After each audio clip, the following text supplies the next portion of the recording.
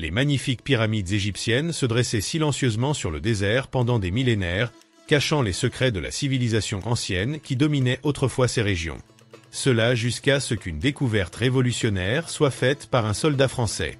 Le 19 juillet 1799, pendant la campagne égyptienne de Napoléon Bonaparte, à environ 56 km à l'est d'Alexandrie, ils ont découvert 3 langues différentes, dont des hiéroglyphes égyptiens et du grec ancien, gravés sur une pierre qu'il avait découverte.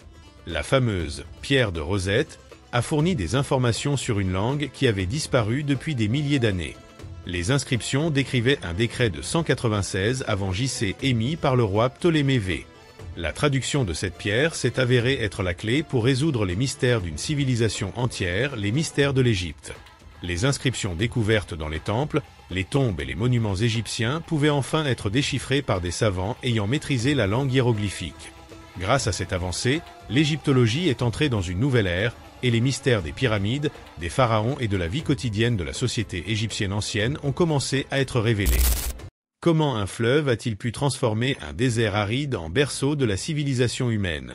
Chaque inondation du Nil, cette merveille de la nature, non seulement coulait sur le désert, mais apportait également la vie et le renouveau. Ces eaux débordaient année après année, laissant derrière elles des limons riches en nutriments le long de ses rives, une condition nécessaire pour transformer des régions arides en vastes champs productifs. Pendant des millénaires, une atmosphère de merveille et de dévotion entourait le Nil, en raison du mystère de ses sources. Ces eaux provenaient de lieux lointains et traversaient des territoires inconnus avant d'arriver en Égypte. En raison des qualités énigmatiques et essentielles du fleuve, la mythologie et la religion égyptienne le considéraient comme une divinité. Le Nil n'était pas seulement un fleuve. Pour ceux qui en dépendaient et pour le paysage qu'il contrôlait, il était un dieu qui accordait la vie, la mort et la renaissance. Les anciens Égyptiens ont établi l'une des premières économies agricoles significatives de l'histoire grâce à la fertilité des berges du Nil. Ces grains n'étaient pas seulement essentiels comme nourriture, mais ils formaient également la base de l'économie en développement, car ils étaient des produits qui pouvaient être stockés pour garantir la nourriture en période de pénurie. La régularité des crues a permis aux Égyptiens de planifier avec précision leur cycle de plantation et de récolte, un aspect essentiel pour la stabilité et le développement de leur société. Grâce à sa constance, le Nil est devenu une source de richesse fiable. De plus, la nécessité d'optimiser les avantages des inondations a stimulé l'innovation agricole, y compris la création d'outils et de méthodes d'irrigation. Ces inventions, en plus d'accroître la production alimentaire, ont favorisé la spécialisation professionnelle et la croissance technologique. La civilisation égyptienne a commencé à changer à mesure que les villes le long des rives du Nil se développaient, alimentées par une agriculture florissante et des voies navigables abondantes. Les simples communautés rurales ont commencé à se transformer en villes planifiées de manière complexe. Ces villes étaient des centres de commerce, de politique et de religion, en plus d'être plus grandes et de servir un plus grand nombre de fonctions sociales et économiques. Des villes comme Luxor et Memphis, situées le long du Nil, sont devenues des centres administratifs et religieux importants. En plus de faciliter le commerce et la communication dans toute l'Égypte, la proximité de ces villes avec le fleuve leur garantissait un rôle central dans la gestion des ressources en eau et en agriculture. En conséquence, le Nil a servi de source physique de vie et de centre battant de la politique et de la culture égyptienne. L'écriture hiéroglyphique, l'un des premiers systèmes d'écriture de l'histoire, a vu le jour en Égypte en raison de la structure sociale complexe du pays et de la nécessité de gérer sa population et ses ressources. Initialement utilisée pour documenter les transactions commerciales et les inventaires de grains, l'écriture hiéroglyphique a rapidement évolué en un système sophistiqué capable de représenter des idées abstraites et de documenter des événements religieux et historiques. En plus de faciliter la communication et la tenue des registres, l'écriture hiéroglyphique est devenue un outil vital pour l'administration de l'État et la préservation de la culture égyptienne. Les temples et monuments portant des textes hiéroglyphiques servaient de lieux de culte, mais aussi d'archives durables des réalisations des pharaons et des doctrines religieuses pendant des millénaires. Le Nil a influencé l'identité d'un pays tout entier plus qu'aucun autre fleuve. Chaque goutte d'eau, de sa source à son embouchure, avait la capacité de soutenir non seulement l'existence quotidienne, mais aussi les ambitions d'une des civilisations les plus célèbres de l'histoire. Le Nil a eu un impact profond sur l'art, la politique, la religion et même la vision du monde égyptien, contribuant à distinguer la culture égyptienne dans l'Antiquité.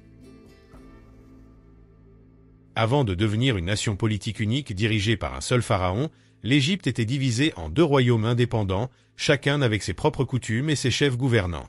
Bien que partageant de nombreux traits culturels, les deux domaines d'influence, le nord de l'Égypte, la Basse-Égypte, et le sud, la Haute-Égypte, maintenaient des souverainetés distinctes et autonomes. Cette division politique et géographique représentait une époque où de petits villages agricoles parsemaient les berges du Nil, chacun dirigé par des chefs locaux qui faisaient office de protecteurs et d'autorités gouvernantes pour leurs sujets. Avant la consolidation historique du pouvoir central, l'Égypte a connu plusieurs événements importants qui allaient préparer le terrain pour une unité éventuelle pendant la période prédynastique. Les communautés le long du Nil entretenaient des relations de plus en plus intenses, alternant entre guerres militaires et alliances stratégiques, en raison de la lutte pour les ressources en eau et les champs fertiles. La nécessité d'un contrôle plus centralisé des ressources naturelles et de systèmes d'irrigation plus efficaces s'est accrue, soulignant les lacunes d'un gouvernement dispersé et déclenchant une quête pour un cadre politique plus global et unifié. L'histoire de cette expansion et de cette consolidation tourne autour de la mythologie de Narmé, également appelée Ménès. Narmé est apparu comme le catalyseur vers 3000 avant Jésus-Christ, unifiant à la fois la Haute et la Basse-Égypte et jetant les bases de la création de la première dynastie égyptienne. Memphis, la capitale du royaume, non seulement est devenue le centre politique et culturel de l'Égypte unifiée, mais elle a aussi servi de point focal pour une transition significative qui a touché tous les aspects de la société égyptienne. Sous la direction d'un seul souverain, les ressources combinées des deux régions furent mobilisées à une échelle sans précédent pour construire des temples, des pyramides et d'autres structures monumentales qui non seulement confirmaient l'autorité divine du pharaon, mais laissaient également des marques durables d'une nouvelle ère de pouvoir, d'innovation et de religiosité sur le paysage. La nouvelle structure politique et administrative mise en place par Narmé n'a pas seulement instauré une autorité centrale, mais elle a aussi marqué le début d'une période de prospérité et de créativité qui a duré plusieurs siècles. Grâce à l'unification du royaume, les coutumes culturelles et religieuses ont été standardisées, donnant aux Égyptiens un sentiment partagé d'identité et d'objectifs communs. Memphis, en tant que centre administratif de l'Égypte unifiée, a bénéficié d'un accès plus facile aux ressources et d'un réseau commercial élargi, permettant des échanges plus fluides et une interaction culturelle accrue avec d'autres régions. Sous l'unification, l'Égypte a commencé à créer une architecture unique et des avancées technologiques qui auraient fait l'envie du reste du monde antique. Les projets de construction, notamment les pyramides, renforçaient les bases économiques du royaume, servant de centres religieux et commerciaux, en plus de montrer la richesse et le pouvoir du pharaon. La construction d'infrastructures, telles que des réservoirs et des canaux, a accru la productivité agricole, qui restait la principale source de stabilité économique et alimentaire pour la population croissante du pays. L'unification a également conduit à une floraison de la culture.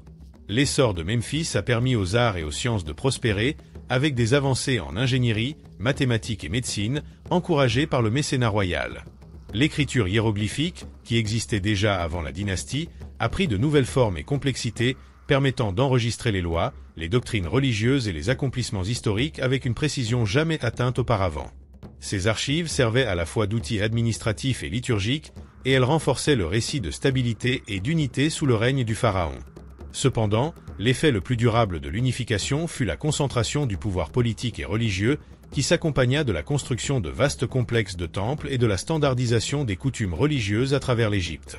La religion, composante essentielle de la civilisation égyptienne, trouva une nouvelle expression dans la personne du pharaon, vénéré non seulement comme dirigeant terrestre, mais aussi comme divinité. Cette double fonction de roi divin a fait de la religion un instrument de gouvernement, renforçant ainsi la légitimité du pharaon et l'intégration de l'État. Cette concentration du pouvoir a également permis une organisation accrue du travail et de la société.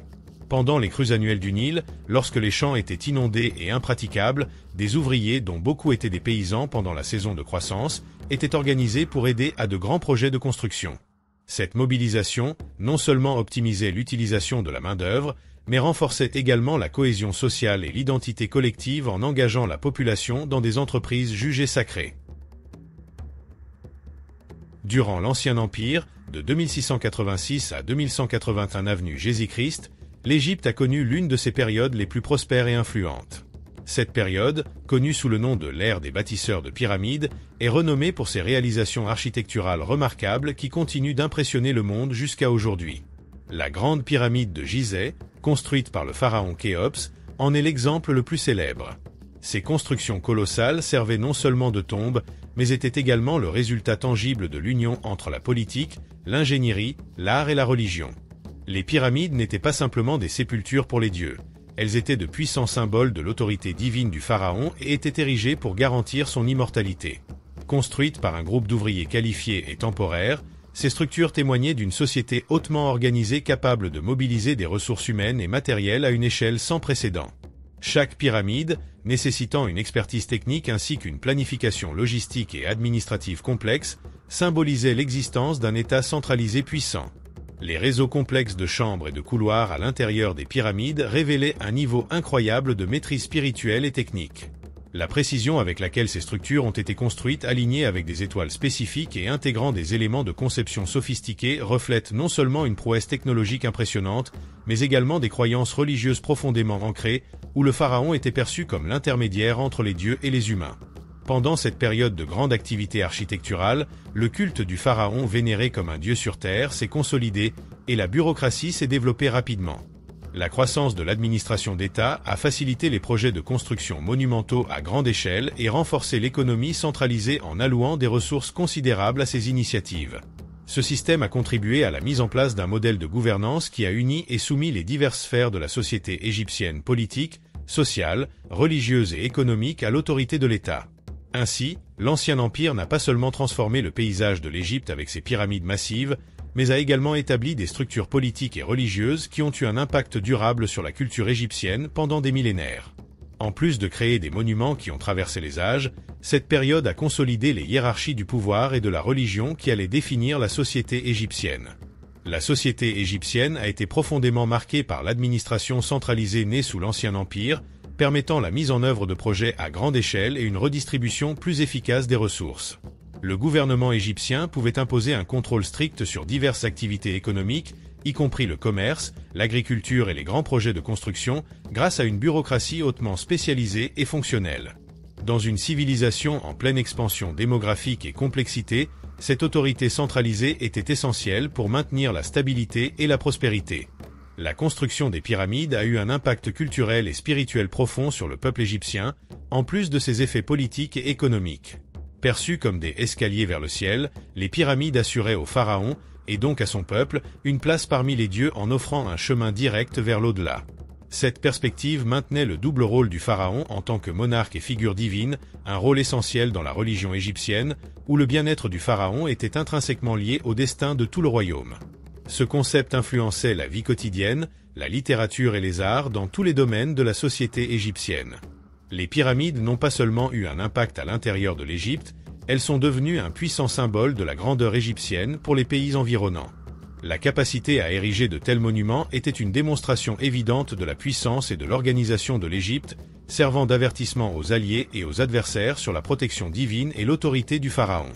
L'Égypte était réputée dans le monde entier pour ses connaissances magiques et ses avancées technologiques, attirant commerçants, intellectuels et même des rois des régions voisines, qui venaient assister aux merveilles de l'Égypte et tirer des leçons de ses accomplissements.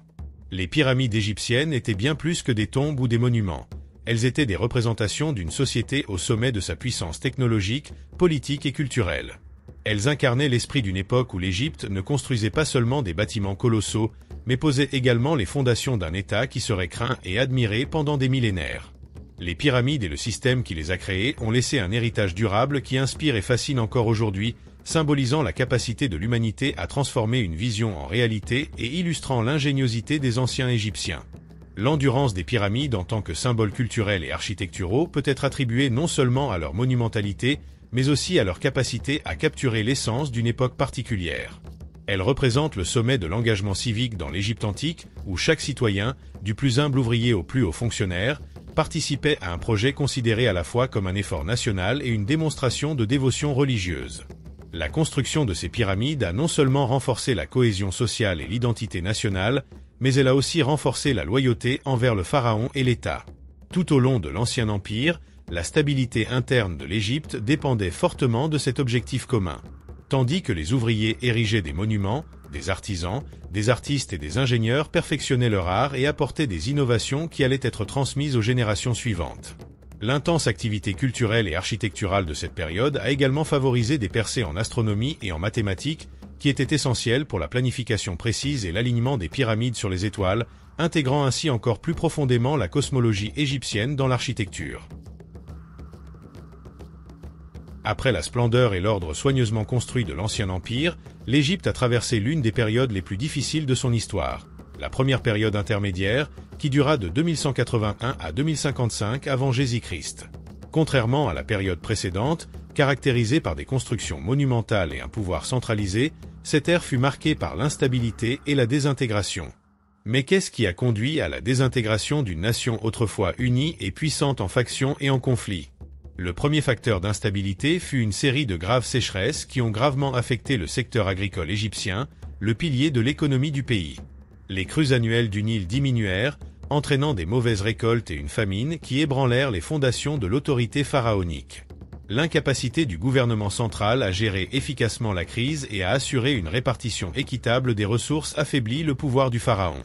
Pendant ce vide de pouvoir, les chefs locaux de diverses régions, appelés nomarques, commencèrent à consolider leur influence. Les nomarques, profitant de la crise du gouvernement centralisé, accumulèrent richesse et pouvoir, assumant un rôle de plus en plus indépendant en tant que dirigeants. Ils renforcèrent leurs milices, gérèrent leurs propres ressources et créèrent même des coutumes religieuses distinctes, s'écartant des règles traditionnellement observées sous l'autorité du pharaon. Cette décentralisation fragmenta encore davantage l'Égypte, transformant le pays en une mosaïque de régions féodales constamment en conflit les unes avec les autres. Les nomarques se livraient une lutte incessante pour le contrôle de leurs territoires respectifs.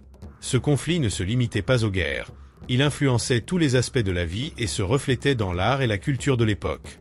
Les différences frappantes dans les styles artistiques entre les différentes régions mettaient en évidence la diversité et la liberté régionale qui caractérisaient cette époque. En contraste marqué avec les formes idéalisées et ordonnées du passé, les poèmes, sculptures et peintures de cette période reflétaient une réalité brute de conflits et de misère.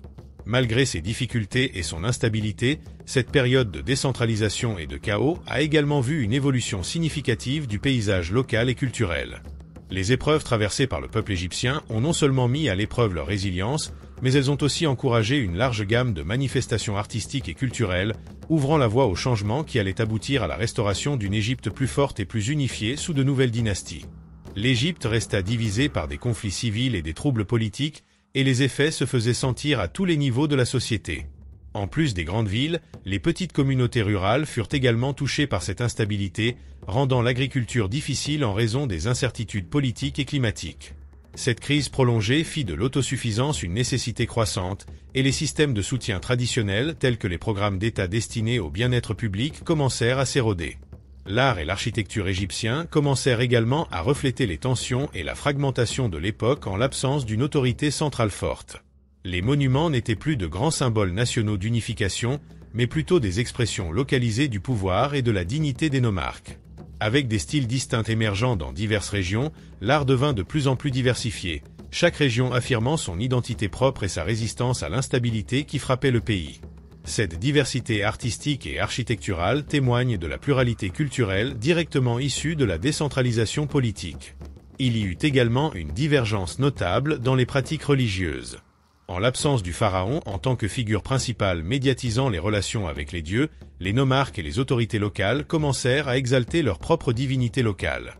Parfois, ils introduisaient des dieux régionaux ou donnaient plus d'importance à des divinités mineures. Tout comme la division politique, la religion fragmenta l'Égypte en plusieurs groupes semi-autonomes, chacun avec sa propre hiérarchie ecclésiastique et ses orientations spirituelles.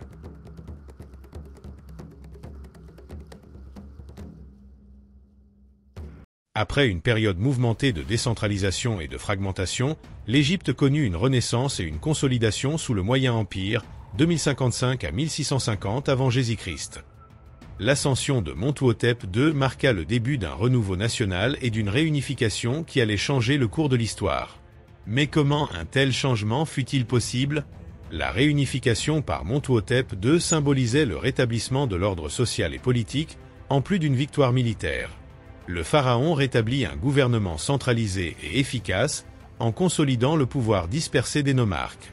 Pour restaurer l'autorité du pharaon et réaligner l'Égypte avec son état théocratique et autocratique historique, où le pharaon était vénéré comme une figure paternelle protégeant la justice et l'ordre pour ses sujets, ainsi que comme un dieu vivant, le renforcement du gouvernement central était essentiel.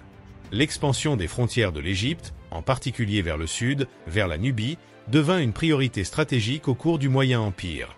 Cette expansion garantissait l'accès à des ressources naturelles essentielles ainsi qu'un contrôle accru sur des routes commerciales importantes. L'économie de l'Égypte fut renforcée par la conquête de la Nubie et l'exploitation de ses ressources, notamment l'or et les pierres précieuses. Cela permit la réalisation de projets de construction à grande échelle, tels que le complexe du temple de Karnak, qui devint le symbole de l'autorité divine et terrestre des pharaons. En dehors de son expansion territoriale et de ses conquêtes militaires, le Moyen Empire est également connu pour ses avancées dans les pratiques agricoles. Le développement de systèmes d'irrigation de plus en plus sophistiqués et efficaces a permis d'optimiser la production agricole. Ces innovations étaient cruciales pour la survie et la prospérité de l'Égypte, car elles soutenaient une population en pleine expansion et de plus en plus urbanisée. Grâce à la stabilité assurée par une agriculture efficace, la civilisation égyptienne a pu investir dans d'autres domaines tels que l'éducation, les arts et la culture. Cette renaissance culturelle se reflète dans la littérature de l'époque, qui vante souvent les vertus du pharaon, en insistant sur son devoir de maintenir la loi et l'ordre, et de veiller au bien-être de ses sujets. Ces écrits servaient non seulement de propagande politique, mais aussi de rappel des principes et idéaux qui devaient guider à la fois le souverain et son peuple. Une autre manifestation de cette renaissance culturelle fut la splendeur renouvelée de l'art et de l'architecture. Pendant cette période, les innovations et les traditions se sont combinées pour atteindre un nouveau niveau de sophistication technique et esthétique dans l'art. Contrairement à la rigidité formelle du passé, les artistes et artisans égyptiens ont atteint de nouveaux sommets dans la sculpture, la peinture et la joaillerie.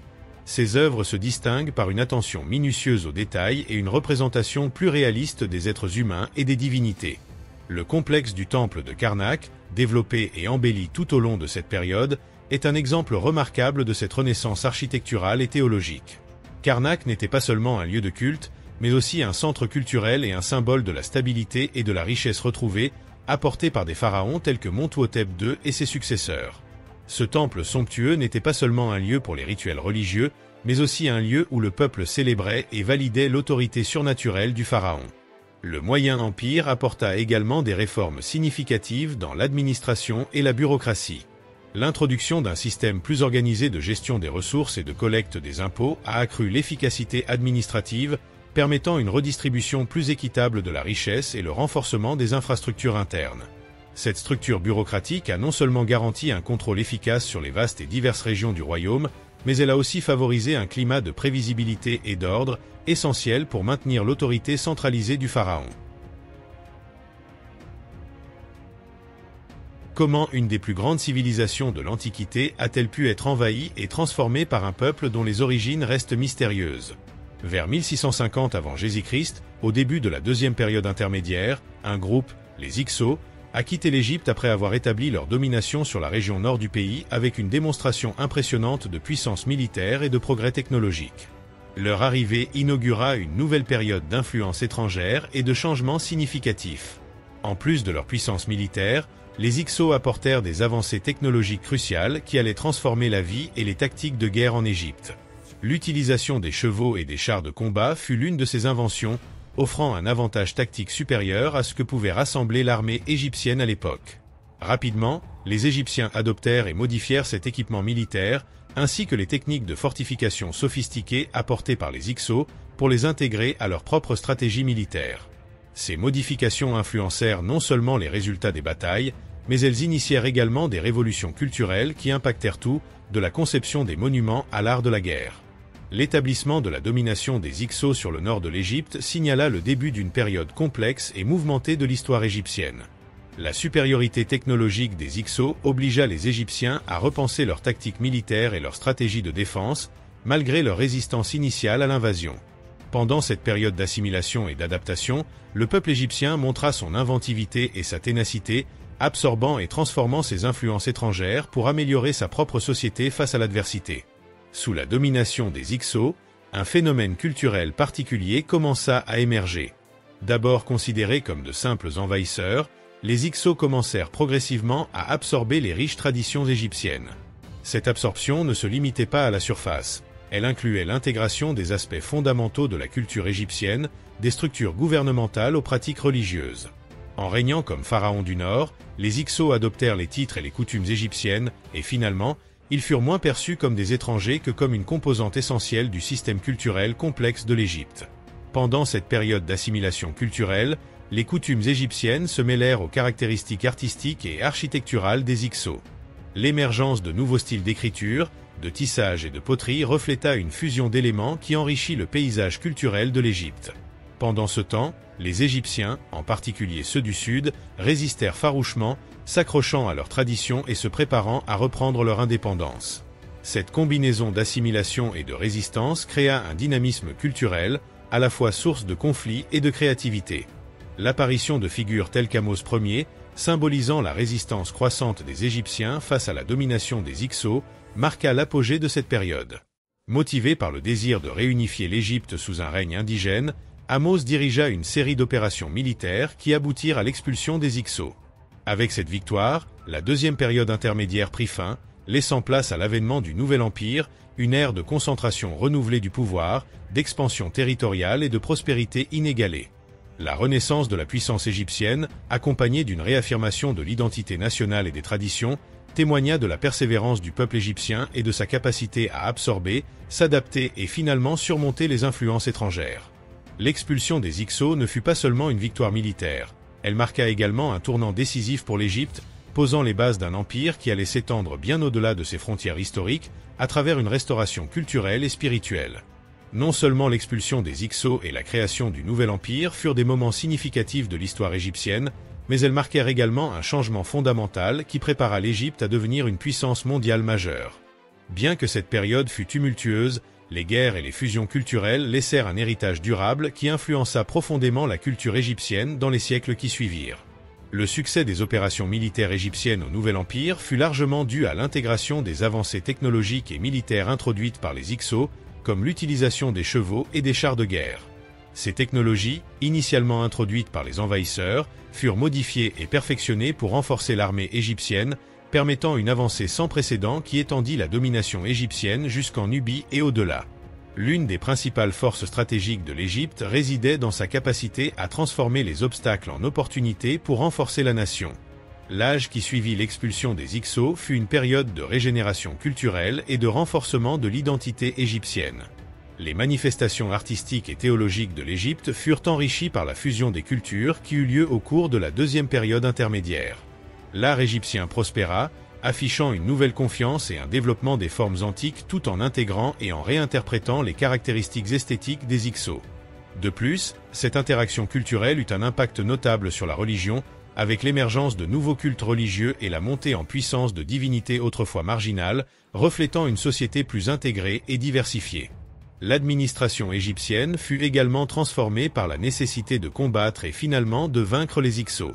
Une bureaucratie plus compétente et efficace émergea à cette époque, gérant l'empire étendu et assurant l'unification des peuples et des régions sous la supervision du gouvernement central. La taille et la diversité des territoires égyptiens nécessitaient ce cadre administratif pour rester cohérent et fonctionnel. Comment l'Égypte a-t-elle récupéré sa position de puissance mondiale après une période de troubles et de désintégration? Le Nouvel Empire, qui s'étendit de 1550 à 1070 avenue Jésus-Christ, marqua le retour de l'Égypte en tant que nation puissante. Cette période fut caractérisée par un renouveau impressionnant du pouvoir pharaonique, où le pharaon servait non seulement de figure politique, mais aussi de dieu vivant, dont la volonté était perçue comme étant en accord avec celle des dieux. Sous les campagnes militaires habiles et la diplomatie énergique de pharaons tels que Ramsès II, également connu sous le nom de Ramsès le Grand, l'Égypte non seulement renforça son gouvernement interne, mais étendit également ses frontières. Parmi les pharaons les plus célèbres de l'histoire, Ramsès II occupe une place de choix. La richesse, la puissance et l'étendue géographique de l'Égypte atteignirent leur apogée sous son règne long et fructueux. Des conflits tels que la bataille de Kadesh contre les Hittites furent notables, non seulement pour les combats, mais aussi pour les négociations qui suivirent, aboutissant au premier traité de paix jamais enregistré. Ce traité de paix représentait bien plus que des relations diplomatiques. Il symbolisait l'émergence de l'Égypte en tant qu'acteur majeur sur la scène mondiale, ouvrant un nouveau chapitre dans l'histoire des relations internationales. La signature du traité attestait des talents de Ramsès, non seulement en tant que guerrier redoutable, mais aussi en tant que diplomate avisé, capable de faire avancer les objectifs de son empire par la négociation et la force. Cette dualité dans son leadership fit de Ramsès une figure presque légendaire, dont l'influence perdura et fut admirée pendant de nombreuses générations. En plus d'être une époque de triomphe militaire et diplomatique, Le Nouvel Empire fut aussi une période de grands progrès culturels, avec l'art et l'architecture atteignant des niveaux de beauté et d'expression inégalés. Ramsès II, en particulier, utilisa l'architecture monumentale comme moyen d'établir son autorité et d'élever sa divinité. Les temples d'Abou Simbel, taillés dans la roche du sud de l'Égypte, témoignent de cette époque et symbolisent le pouvoir terrestre et divin du pharaon. Les colosses à l'entrée du temple, qui représentent Ramsès, étaient destinés à imposer et à impressionner tout observateur, qu'il soit sujet égyptien ou étranger. Pendant le Nouvel Empire, le complexe du temple de Karnak, en plus d'Abou Simbel, fut également agrandi de manière significative. Ces lieux ne servaient pas uniquement de sites de culte, mais aussi de centres politiques et théologiques, abritant des rituels qui maintenaient la hiérarchie sociale et la position quasi divine du pharaon. Le pharaon incarnait l'union entre le céleste et le terrestre, et l'art de cette époque, avec ses décorations élaborées et son attention minutieuse aux détails, reflétait la prospérité et la stabilité apportées par les conquêtes de l'Empire et la gouvernance réussie du royaume. Cependant, au-delà des pharaons les plus célèbres comme Ramsès II, d'autres souverains du Nouvel Empire, bien que leur règne ait été plus court ou moins documenté, ont laissé un impact important.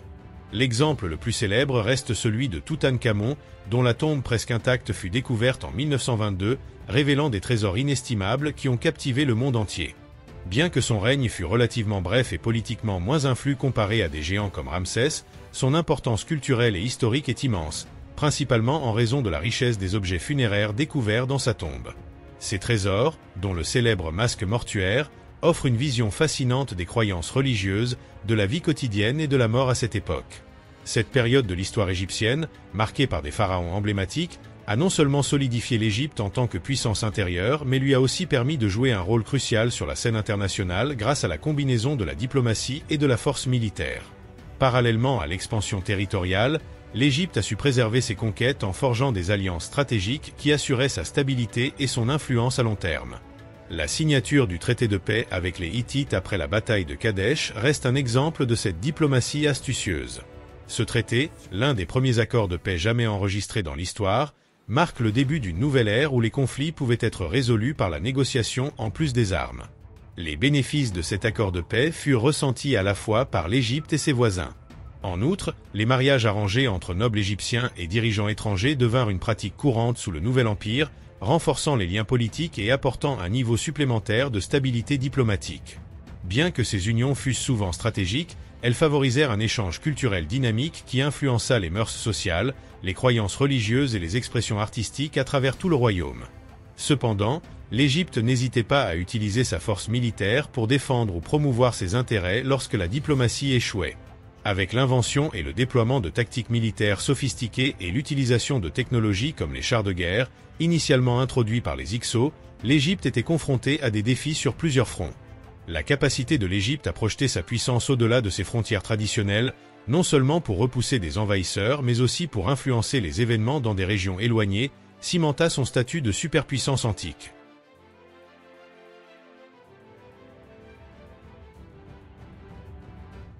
Comment un pharaon a-t-il osé bouleverser des millénaires de traditions religieuses égyptiennes et instituer un nouveau système?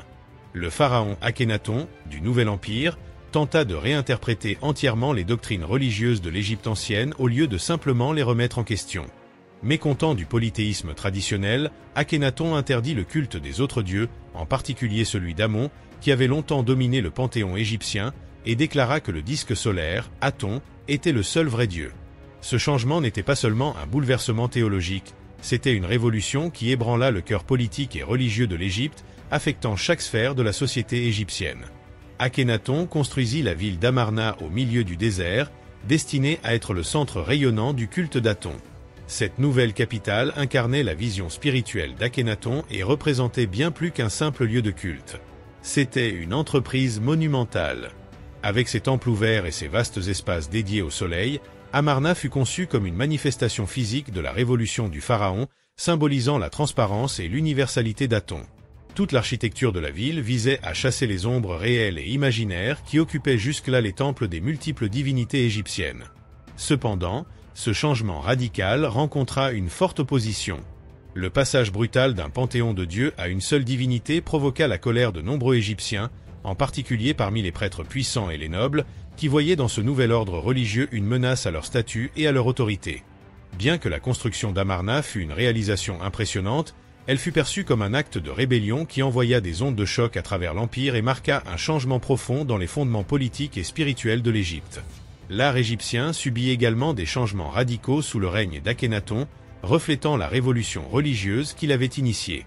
Les formes idéalisées et rigides qui avaient dominé l'art égyptien pendant des siècles cédèrent la place à un style artistique étonnamment réaliste et expressif. Par exemple, les représentations d'Akhénaton et de sa famille montrèrent un nouveau style esthétique où les traits physiques étaient exagérés, avec des corps rallongés et des courbes prononcées. Cet art visait non seulement à glorifier Aton et Akhénaton, son incarnation terrestre, mais également à soutenir la philosophie monothéiste qui considérait le pharaon et sa famille comme les seuls intermédiaires entre la divinité et le peuple. Les réformes d'Akhénaton ne furent toutefois pas acceptées par tous.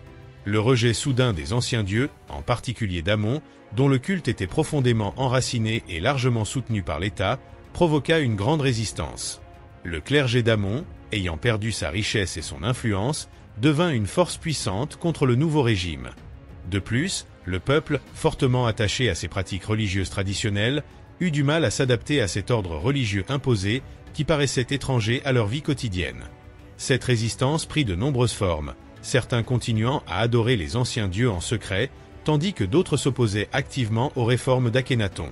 Tout au long du règne d'Akhénaton, des tensions se développèrent à cause de cette opposition culturelle et religieuse, à la fois dans la population et au sein de la prêtrise. Le conflit entre le nouvel ordre religieux et les coutumes traditionnelles mit en évidence les difficultés d'imposer un changement aussi radical dans un pays aux coutumes aussi profondément ancrées que l'Égypte. Les réformes religieuses d'Akhénaton ne disparurent pas immédiatement après sa mort. Son successeur, Toutankhamon, ainsi que les pharaons qui suivirent, s'efforcèrent méthodiquement de restaurer le culte des anciens dieux, en particulier celui d'Amon. Amarna fut abandonnée, et les temples dédiés à Aton furent détruits.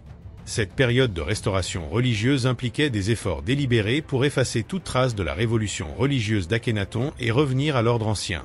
Le processus appelé Damnatio Memoria, consistant à effacer le nom et l'image d'Akhénaton des monuments à travers l'Égypte, fut également entrepris par les pharaons qui lui succédèrent. Sa mémoire et ses statues furent délibérément effacés. Le but était de supprimer toute référence à une époque qui avait causé d'importantes perturbations sociales et de rétablir l'ordre politique et religieux que les réformes d'Akhénaton avaient bouleversé. Malgré ces tentatives d'effacer l'héritage d'Akhénaton, la période amarnienne marqua l'Égypte à jamais. Bien que ces innovations aient été bannies, les développements architecturaux et artistiques de cette époque laissèrent une trace durable dans la culture égyptienne. On peut observer dans les siècles qui suivirent des réminiscences subtiles du réalisme et de l'expressivité dans la représentation de la figure humaine. De plus, la tentative de centraliser l'autorité religieuse autour d'une seule divinité eut des répercussions théologiques qui influencèrent les développements religieux ultérieurs en Égypte. Qu'est-ce qui a conduit une des plus grandes civilisations de l'histoire à son déclin? L'Égypte, au sommet de sa puissance, possédait un gouvernement fort, une culture prospère et un empire étendu. Cependant, après le Nouvel Empire, l'Égypte commença à montrer de sérieuses faiblesses internes, signalant le début d'un déclin progressif. L'autorité centralisée de l'Empire, qui avait maintenu le pays puissant et uni, commença à s'effriter. Alors que le pouvoir se fragmentait parmi des factions rivales, les pharaons de la troisième période intermédiaire et de la basse époque luttèrent pour maintenir la stabilité et l'autorité. En plus de la désintégration interne, l'Égypte dut faire face à des menaces extérieures de plus en plus pressantes qui exploitaient son instabilité politique. Des envahisseurs comme les Assyriens, puis plus tard les Perses, mirent à rude épreuve les défenses fragilisées de l'Égypte. Ces forces extérieures ne se contentèrent pas de poser des défis militaires. Elles aggravèrent également les divisions internes de l'Égypte, car différentes régions et dirigeants locaux concluaient parfois leurs propres accords avec les envahisseurs pour renforcer leur position. Les conflits qui suivirent affaiblirent encore davantage l'Égypte, épuisant ses ressources et réduisant sa capacité à répondre efficacement en tant que nation unifiée. Sous la pression continue des forces extérieures, la capacité de l'État à défendre ses frontières et à maintenir son influence historique fut progressivement réduite, accélérant le déclin déjà en cours. L'Égypte, exposée à de multiples invasions en raison de ses luttes de pouvoir interne et de ses menaces extérieures, finit par s'effondrer, marquant la fin de l'ère pharaonique. À mesure que l'autorité centralisée s'effondrait, des figures religieuses puissantes, notamment les prêtres d'Amon à Thèbes, accumulèrent une influence politique considérable. Ces prêtres, qui contrôlaient d'énormes richesses, avaient souvent plus de pouvoir que les pharaons eux-mêmes. La concentration de pouvoir au sein de la prêtrise, qui exploitait les croyances religieuses et les ressources des temples pour asseoir sa domination sur de vastes parties de l'Égypte, reflétait le degré de corruption qui prévalait dans l'État. Cette corruption affaiblissait encore davantage les fondements du pays, exacerbant les conflits politiques et provoquant un effondrement économique généralisé. La désintégration interne de l'Égypte et sa faiblesse due à la corruption la rendirent plus vulnérable aux puissances étrangères. La conquête perse, puis celle d'Alexandre le Grand, portèrent le coup de grâce à l'indépendance de l'Égypte. Avec ces conquêtes, l'Égypte perdit son statut de nation indépendante et fut intégrée à des empires plus vastes. Placée sous domination perse, l'Égypte devint une province où ses richesses étaient exploitées au détriment du bien-être de sa population locale, entraînant répression et exploitation. En 332 avant Jésus-Christ, Alexandre le Grand arriva en Égypte et fut accueilli comme un libérateur du joug perse. Après avoir longtemps souffert sous la domination perse, les Égyptiens virent dans l'arrivée d'Alexandre une opportunité de renaissance. Il fut reconnu comme un dirigeant et même vénéré comme un pharaon, établissant ainsi une relation complexe entre l'envahisseur et les conquis. Après la mort d'Alexandre le Grand, l'Égypte fut gouvernée par l'un de ses généraux, Ptolémée, qui établit la dynastie ptolémaïque, laquelle régna pendant près de 300 ans. Les Ptolémées adoptèrent les rituels égyptiens et le titre de pharaon, mais les fondations de la culture et du gouvernement égyptien changèrent profondément. Bien que riche, la culture hellénistique qui naquit de la fusion des valeurs grecques et des pratiques égyptiennes marqua la fin de l'autonomie de l'Égypte, qui avait duré des millénaires. La dynastie ptolémaïque, suivie par l'Empire romain, apporta un changement radical dans l'identité de l'Égypte. Bien que la culture pharaonique ait continué à exercer une influence, les valeurs grecques et romaines l'éclipsèrent progressivement. L'Égypte, autrefois une civilisation forte et indépendante, devint une composante essentielle de ces grands empires méditerranéens, respectée pour ses connaissances anciennes et sa richesse, mais n'étant plus une nation autonome. À l'aube d'une nouvelle ère, l'attention du monde était tournée vers l'Égypte, un lieu où les pharaons régnaient avec une autorité divine et où les dieux marchaient autrefois parmi les hommes. L'héritage des pharaons perdura même après la fin de leur âge d'or, conservé dans les grains du temps. Les Ptolémées, d'origine grecque, apparurent comme une dynastie le long du Nil, non pas comme des envahisseurs étrangers, mais en tant qu'héritiers légitimes du trône des pharaons. Pour s'imprégner de l'essence de l'autorité pharaonique, ils adoptèrent le titre de « pharaon », se vêtirent comme les anciens rois égyptiens et accomplirent des rites sacrés. L'influence des pharaons dépassa les frontières de l'Égypte et toucha même les empereurs romains, fascinés par la grandeur de l'Égypte. Ces derniers adoptèrent certains aspects de cette civilisation vieille de 5000 ans dans leur propre système de gouvernement. Auguste et ses successeurs réalisèrent qu'en s'associant à la splendeur des pharaons, ils pouvaient gouverner tout en étant vénérés comme des dieux. L'architecture de l'époque refléta au mieux ce mélange des mondes. De grands temples apparurent, ornés d'obélisques hiéroglyphiques et décorés de colonnes corinthiennes. Alexandrie, avec son célèbre phare qui guidait les navires à travers la Méditerranée et sa bibliothèque qui rassemblait des connaissances anciennes et modernes, devint le symbole de ce nouveau monde. Un érudit pouvait y lire Homère en grec le matin et passer l'après-midi à réfléchir sur les écrits sacrés du livre des morts. Après la chute des pharaons, l'héritage de l'Égypte fut adopté par les nations les plus puissantes du bassin méditerranéen. Il ne disparut pas. Pour les Romains, l'Égypte était bien plus qu'une simple province. Elle servait de grenier à blé de l'Empire, alimentant une grande partie de Rome grâce à ses champs fertiles le long du Nil. Cependant, l'Égypte possédait également un attrait mystique avec ses tombeaux immenses, ses rituels complexes et ses temples gigantesques. Le premier empereur romain, Auguste César, s'efforça de s'associer aux coutumes égyptiennes pour établir sa double identité de pharaon et de romain. Il chercha à s'intégrer dans l'héritage culturel et religieux de l'Égypte, comprenant son importance. À l'image des Ptolémées avant lui, son visage fut gravé sur les murs des temples aux côtés des images des dieux égyptiens, le plaçant ainsi dans la lignée des êtres célestes qui avaient gouverné l'Égypte pendant des millénaires. Ce faisant, Auguste et ses successeurs tirèrent parti de l'autorité spirituelle que les pharaons avaient possédée, en plus de récupérer la souveraineté sur l'Égypte. Malgré son importance stratégique et économique, l'Égypte romaine avait une identité complexe. Les riches traditions égyptiennes, développées sur des millénaires, furent à la fois honorées et en partie préservées par les Romains, qui apportèrent leur propre culture et leur système de gouvernement. La religion égyptienne demeura une force importante, et bien après la disparition de la plupart des autres traditions païennes de l'Empire romain, des temples consacrés à Isis, comme ceux de Phila, continuèrent de fonctionner. Le culte des dieux égyptiens, en particulier celui d'Isis, se répandit dans tout l'Empire romain et joua un rôle significatif dans la vie religieuse romaine. Isis, déesse de la magie, de la fertilité et de la maternité, était particulièrement populaire et son culte se répandit à travers tout le bassin méditerranéen. Des temples dédiés à Isis furent érigés dans des villes lointaines comme Pompéi et Rome, témoignant de la profonde influence de la religion égyptienne sur l'Empire romain. Alexandrie resta un centre de pouvoir, de savoir et de commerce au cœur de la renaissance culturelle de l'Égypte sous domination romaine. Fondée par Alexandre le Grand et développée sous les Ptolémées, Alexandrie était un centre d'apprentissage qui attirait des intellectuels du monde entier. C'était là que se trouvaient la grande bibliothèque et le musée. Bien que de nombreuses connaissances de la bibliothèque se soient perdues avec le temps, la ville continua d'être un lieu de réflexion, où les écrits de Platon, Aristote et les rouleaux de sagesse égyptienne étaient étudiés côte à côte. La culture grecque, romaine et égyptienne se mêla à Alexandrie, créant un environnement cosmopolite unique, inégalé dans l'Antiquité. Le célèbre phare d'Alexandrie, l'une des 7 merveilles du monde antique, symbolisait la fonction de la ville en tant que phare pour les érudits, les commerçants et les voyageurs venus de tout le bassin méditerranéen. En plus de son importance intellectuelle et économique, Alexandrie était un lieu où les pratiques religieuses grecques, romaines et égyptiennes coexistaient. Les dieux grecs et romains étaient vénérés aux côtés des divinités égyptiennes, en particulier Isis et Osiris, ce qui aboutit à un mélange religieux unique, reflet de l'identité éclectique de la ville. L'Égypte n'a pas disparu sous l'Empire romain, mais son héritage subsista, pour être redécouvert plus tard. Après une longue période de relative obscurité pendant le Moyen Âge, la redécouverte de l'Égypte par l'Occident au XIXe siècle raviva un intérêt qui persiste encore aujourd'hui. La découverte de la pierre de Rosette en 1799 lors de la campagne égyptienne de Napoléon marqua le début de cette redécouverte moderne.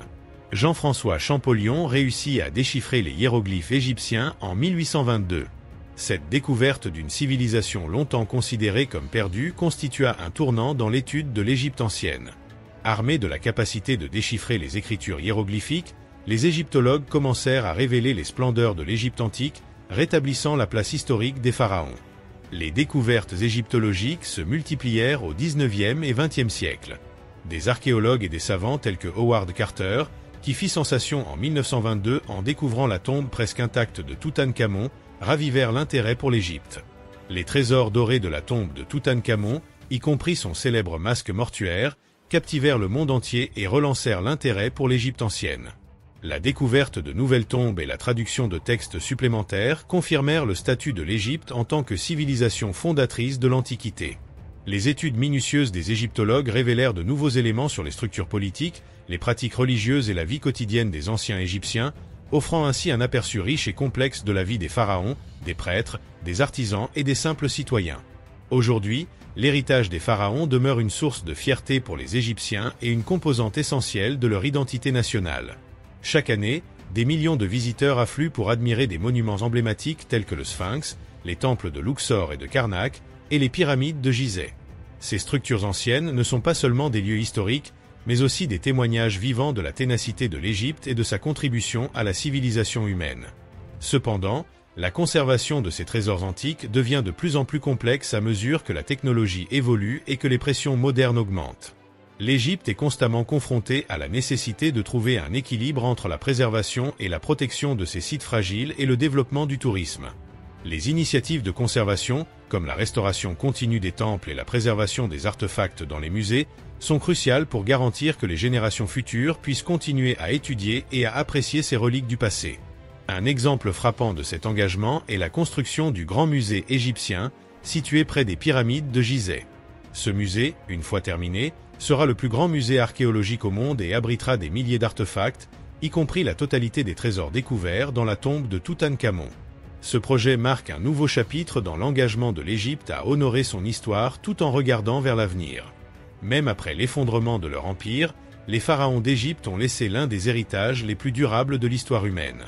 Leurs monuments, tombes, temples et pyramides témoignent de leur pouvoir, de leur ingéniosité et de leur relation avec le divin. Les histoires qu'ils ont laissées, préservées dans des artefacts et des hiéroglyphes, continuent d'inspirer et de fasciner les gens à travers le monde. Les voix de l'Égypte ancienne nous parlent encore à travers les sables du temps, révélant une société qui, bien que disparue depuis longtemps, a laissé une empreinte indélébile sur le monde qui perdure encore aujourd'hui. Bien que les pharaons ne règnent plus, leur héritage continue de vivre à travers l'esprit d'innovation, d'exploration et de découverte qui a marqué l'histoire humaine, en plus des ruines physiques de leur vaste société. L'Égypte, avec son histoire étendue, reste un lien entre l'Antiquité et les temps modernes, un lieu où le passé est non seulement respecté mais également célébré. L'histoire de l'Égypte et des pharaons est celle de la résilience, de l'adaptabilité et de l'influence durable.